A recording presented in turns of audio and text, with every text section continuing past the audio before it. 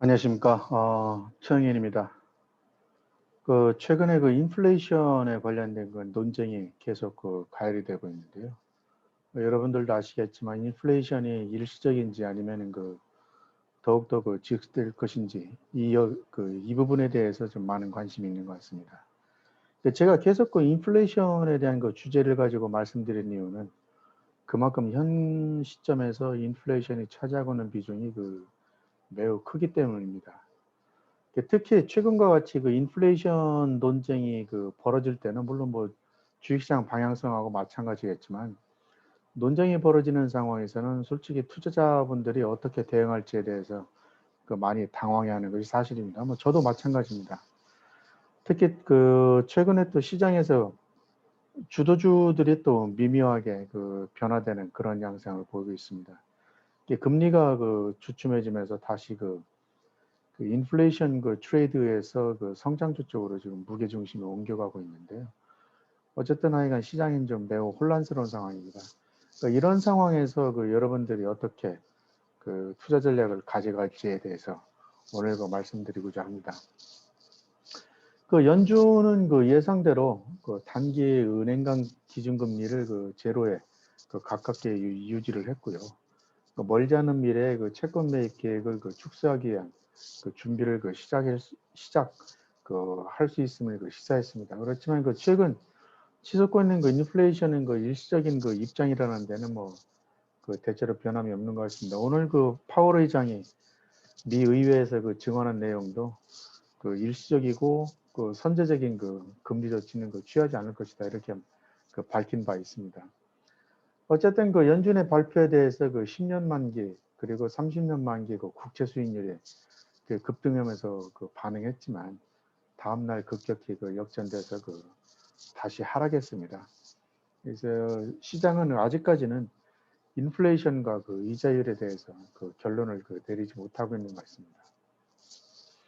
이러한 논쟁의 핵심은 미국 인플레이션이 페드가 목표로 한 2%를 지속적으로 상회할 것인지 여부에 있는 것 같습니다. 5월 물가 상승률은 여러분들도 아시겠지만 전년 동기 대비해서 5.8%를 기록을 했고요. 이것은 2008년 이후 가장 빠른 그런 속도입니다. 그리고 변동성이 덜한 코어 CPI도 전년 동기 대비해서 3.8%를 기록했는데 이 부분도 92년도 이후에 가장 빠른 증가율입니다. 어떤 지표를 보든지 간에 인플레이션은 현재 연준의 목표치를 상회한 것만은 틀림없는 것 같습니다. 이것은 일반 투자가들에게는 문제가 될 수 있는데요. 왜냐하면은 일반 투자자들은 경제가 경제 회복 속도가 급격히 이루어지면서 물가가 상승한다는 이러한 측면에서 보면 중앙은행은 인플레이션을 통제하기 위한 통화긴축을 시행해야 된다고 생각을 했기 때문입니다. 이들의 관점에서 보면 현재 페드의 정책은 지나치게 완화된 것이고요. 따라서 인플레이션이 가속화되고 금리는 현재보다 더 많이 상승할 것으로 예상을 하고 있습니다. 그렇지만 인플레이션이 일시적인 현상일 것이다. 아까도 말씀드렸지만 인플레이션일 것이다라는 주장들이 꾸준히 제기가 되고 있는데요.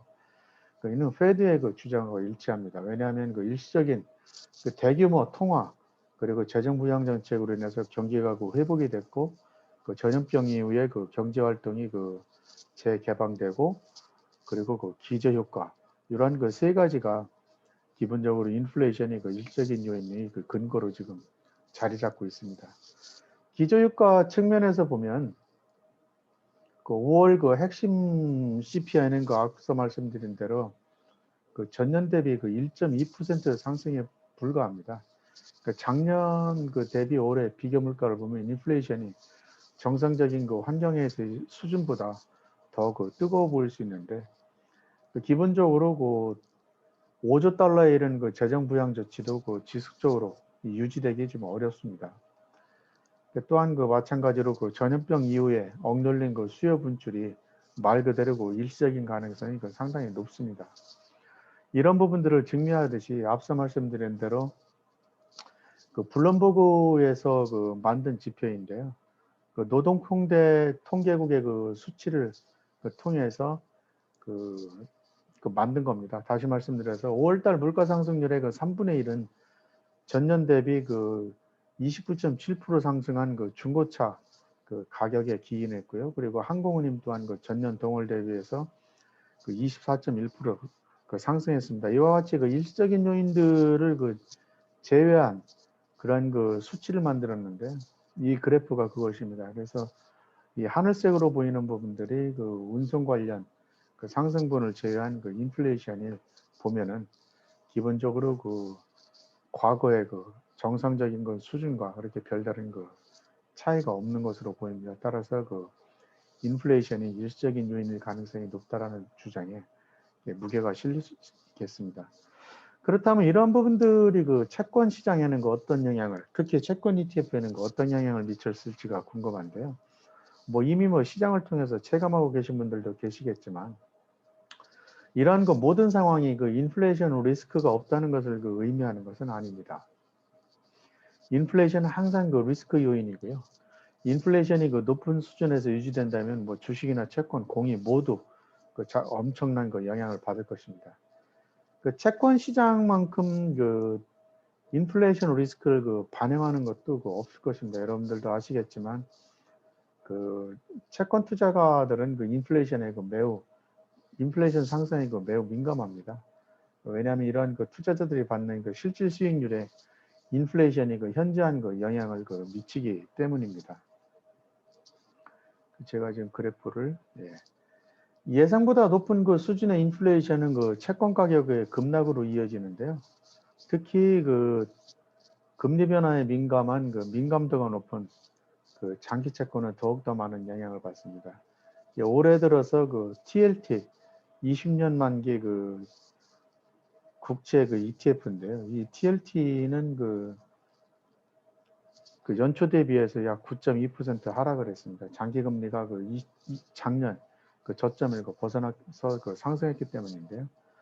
그리고 10년 만기 국채와 비슷한 iShares 7, 10년 국채 ETF인 IEF도 연초 이후에 약 4% 하락했습니다. 만약에 인플레이션이 놀랄 만큼 상승했다면 이들 ETF들은 아마 더 많은 타격을 받았을 것입니다.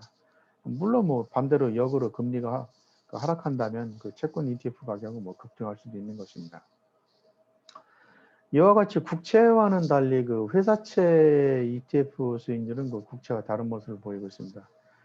그림에서 보시는 것처럼 LQD 같은 경우는 투자 등급 회사채 ETF인데요. 이것은 전년 연초 이후에 마이너스 3.3% 하락을 했는데, 그렇지만은 미국 하이힐드 회사채 ETF인 HYD는 연초 대비해서 0.3% 상승했습니다. 이런 부분들이 이렇게 나타난 이유는 기본적으로 경기가 호황이고 기업들이 풍부한 현금을 부여하고 있기 때문에 크레딧 스프레드가 사상 최저치까지 축소된 데 영향을 받은 것입니다. 그래서 금리 상승에 따른 부분적인 압력 일부를 상쇄한 것으로 보입니다. 다음으로는 주식과 금리와의 관계인데요. 실질적으로 채권이 인플레이션과 금리 변동에 의해서 가장 직접적으로 영향을 받는 자산군이지만 앞서 말씀드렸지만 주식도 결코 예외가 아닙니다. 올해 대부분의 기간 동안 성장주 주가는 10년 만기 국채 수익률의 변화에 따라서 상당히 많이 움직였습니다. 그림에서 보시는 것처럼 거의 동조화된 모습을 보이고 있는데요. 금리 변화는 미래 수익과 현금 흐름의 현재 가치에 영향을 미치고, 이러한 현상은 미래 이익의 대부분을 창출할 것으로 예상되는 고성장주에 영향을 미치게 된 것입니다. 금리와 이론적인 주식 밸류에이션 간의 이러한 연관성이 사실상 최근에 주가에 대는 명확히 나타나지 않고 있습니다. 매일 주가를 움직이는 요인들이 다르기 때문인데, 하지만 올해 금리와 성장주 간의 흐름을 보면은 대체적으로 3월달 이후에 더 정확히 얘기하면은 4월 달 이후에 그 박스권의 그 모습을 보이고 있습니다.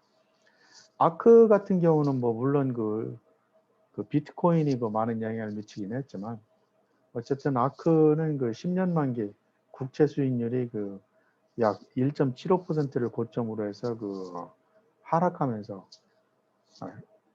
1.75%까지 그 상승하면서 2월 달에서 5월 달 사이에 큰 그 타격을 입었습니다. 물론 이제 뭐 아까 말씀드린 대로 비트코인 영향도 있습니다. 그렇지만은 그 이후에는 그 10년 만기 수익률이 그 1.5%로 후퇴하면서 지금 아크 수익률이 그 반등을 하고 있습니다. 따라서 이와 같이 최근 흐름을 보면은 다소 혼조된 양상을 보이고는 있지만 기본적으로 성장주와 금리 간의 관계는 좀 다소 좀 불투명해 보인다고 할 수 있겠습니다. 어쨌든 그 연준이 향후 그 수개월 내에 그 경기 회복을 위해서 그 추진하고 있는 그 대규모 경기 부양책이나 통화 완화 정책은 그 실시할 가능성은 그렇게 높지는 않습니다. 이런 가운데 결국에 그 모든 사람들의 그 시선이 인플레이션에 그 모아질 것으로 보이고 있고요. 소비자 물가 상승률의 그 흐름은 중앙은행이 얼마나 빨리 또는 그 천천히 긴축 정책으로 그 선회하는가에 따라서 그 금리에 영향을 미칠 것입니다. FRB가 앞으로 그 몇 달 동안 그 회사채 그 매입을 채권 매입을 축소한다는 그 힌트 하나만으로도 아마 금리는 그 영향을 받을 것입니다. 인플레이션 기대치에 민감하게 반응하는 그 30년 만기 국채 수익률은 2.1%로서 그 4개월 만에 그 최저치까지 떨어졌고요. 연준의 그 정책 금리에 힘입은 그 2년 만기 국채 수익률은 0.21%로 1년 만에 그 가장 높은 수준까지 상승했습니다. 이로 인해서 수익률 그 스프레드가 그 평준화가 되고 있는데요. 비록 그 인플레이션 논쟁은 끝나지 않았지만 현재까지 현상으로만 보면 그 인플레이션은 그 일시적인 현상일 것이다 라는 그 논리가 지금 우세한 그런 상황입니다. 현실적으로 우리는 그 인플레이션이 그 일시적인 현상이라는 데서 동의는 하고 싶지만 갈수록 그 논쟁은 더욱더 그 가열될 것으로 이렇게 보입니다. 그렇지만 그 5월달 소비자 물가 상승률 데이터에서 보셨겠지만 그 일시적으로 급등해서 물가 상승률에 영향을 미쳤던 부분들이 5월달을 고비로 해서 이제 전월 대비로 해서는 실질적으로 지금 둔화되고 있는 그런 모습입니다. 그래서 물론 더 추가적으로는 한 3개월까지 7월달 그 CPI까지 더 확인을 해야 되겠지만 기본적으로 다음 달 발표될 6월달 CPI를 보면은 이런 그 소비자 물가 상승률이 일시적인지 아닌지 여부를 어느 정도는 좀 파악할 수 있을 것으로 보입니다. 만약에 그렇게 된다면 주식시장은 서머랠리와 맞물려 가지고 엄청난 파급 효과를 가져올 것으로 보입니다. 따라서 당분간은 인플레이션 논쟁에 따른 변동성이 높아질 것으로 보이지만 기본적으로 이러한 상황에서 적극적인 투자 전략의 변화는 그렇게 바람직해 보이지는 않습니다. 물론 서두에서 말씀드렸지만 최근의 흐름이 금리가 주춤해짐에 따라서 성장주가 다시 올라오고 있고 나스닥 지수 같은 경우는 52주 최고가 대비해서 0.28% 밑에 위치하면서 다시 사상 최고가를 돌파할 그럴 기세를 보이고 있는데요. 여러분들이 어떤 포지션을 취하고 있는지는 모르겠는데 어쨌든 앞서 말씀드린 대로 6월 달에 CPI 흐름을 확인하면서 기본적으로 투자 전략을 대대적으로 바꿔도 그렇게 큰 무리는 없다고 생각을 합니다. 따라서 제가 현 시점에서 여러분들에게 말씀드리고 싶은 말씀은 현 포지션을 유지해라. 스테이 더 코스 이것입니다. 감사합니다.